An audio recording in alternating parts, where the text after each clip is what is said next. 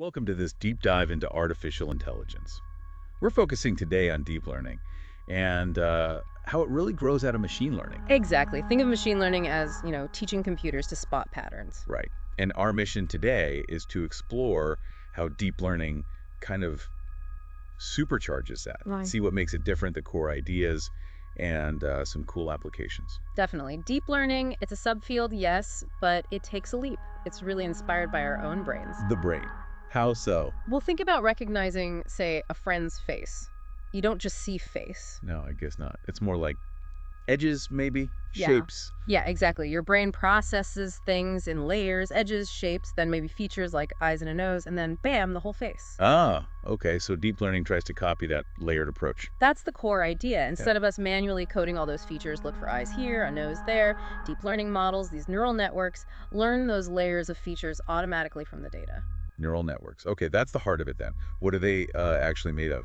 Imagine a web of interconnected points, nodes, sort of like neurons, Okay. and they're organized in layers. You have an input layer where the data comes in. Like the pixels of an image? Could be, yeah. Then one or more hidden layers doing the heavy lifting of processing and feature extraction. And finally, an output layer giving the answer. And how do these connections work? Each connection has a weight that's like the signal strength, and Right. each node uses an activation function. Think of it like a little switch. Deciding whether to pass the signal on. Exactly. If the combined input signal is strong enough, the neuron fires and passes information to the next layer. Got it. So how does this whole network learn? You mentioned it learns features automatically. Right. It learns by seeing massive, and I mean massive amounts of labeled data. Okay. Initially, its predictions might be, totally wrong. Makes sense. It's just starting out. But then comes a process called backpropagation. It's basically learning from mistakes. How does that work? Well, the network calculates how far off its prediction was from the actual answer, the error. Okay. And then it sends that error information backward through the network, layer by layer. Uh-huh. And it uses that info to make tiny adjustments to all those connection weights. Ah, so it's tweaking the signal strengths to get closer to the right answer next time. Precisely. It's this constant cycle. Feed data forward, check the error, propagate it back, adjust weights, repeat millions of times. Wow. Okay. That's why it needs so much data and computing power, isn't it? Yeah. All those tiny adjustments across potentially millions of connections. That's exactly it. The scale is huge compared to many traditional machine learning methods, but that complexity lets it tackle much more intricate problems. And find patterns we might not even think to look for ourselves. That's one of the most exciting parts, yeah. So where is this making a tangible difference right now? Oh, quite a few places. Take healthcare. Deep learning is getting really good at analyzing medical images, x-rays, MRIs. For detecting diseases. Yes, spotting subtle signs of things like cancer or diabetic retinopathy, sometimes even earlier or more accurately than a human expert.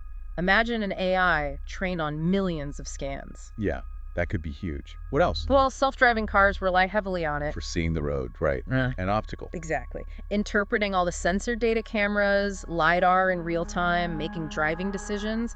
That's deep learning doing complex visual processing. Pretty incredible stuff. Any other areas? Finance is another big one. Detecting fraud.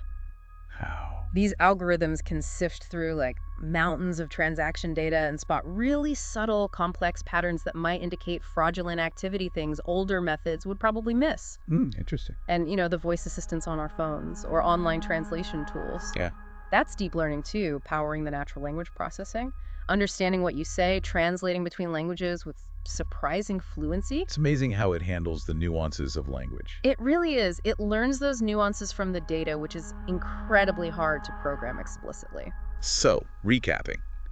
Deep learning, drawing inspiration from the brain, uses these layered neural networks, needs tons of data and computing power, and learns these really complex hierarchical patterns to solve problems that were maybe too tough for older ML methods. That's a great summary. The depth, those multiple layers learning increasingly complex features is really the key differentiator. It's clearly driving innovation all over the place. Absolutely. It's unlocking new capabilities, automating complex tasks, finding insights we couldn't before. It definitely makes you think.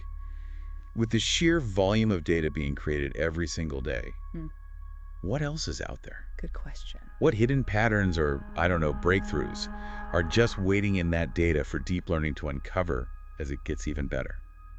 Something to ponder. Thanks, this was a really insightful dive.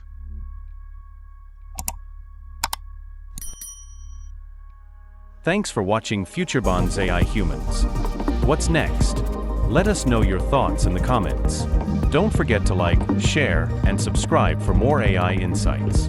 See you in the next episode.